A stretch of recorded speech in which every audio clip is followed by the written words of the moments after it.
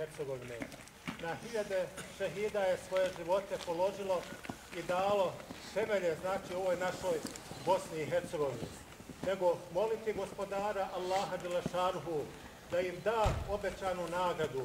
Allah, dragi, što je obećao, on svoje obećanje će izvršiti.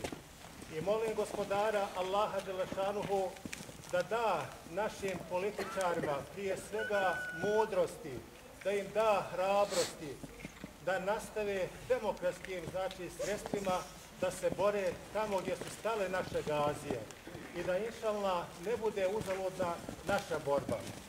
Svakako ne smijemo zaboraviti ni porodice šehida, ne smijemo zaboraviti djecu šehida, jer je to naša obaveza, moralna i vjerska i bilo koja druga obaveza, i ljudska ako hoćemo.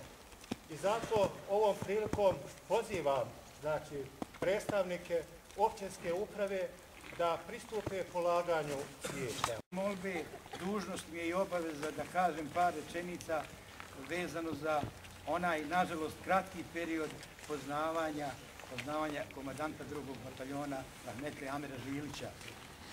Ja sam dobio zadatak od komandanta brigade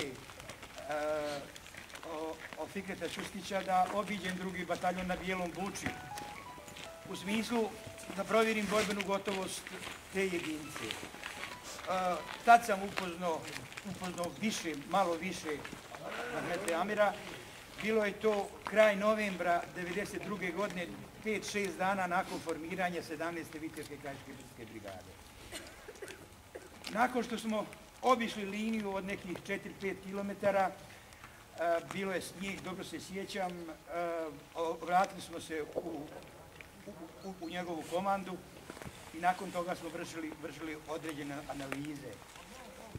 Mislim da nisam do tog momenta imao teži trenutak u životu nego 6. januara kad sam čuo da je poginuo i zapisao sam, morao sam nešto zapisati, iako nisam čovjek od pera, ali sam morao nešto zapisati, pa se dobro sjećam iz tog novinskog svog natpisa da je stajalo, s ponosom sam stavio, a imao sam silnu želju da mi ovaj momak bude zet.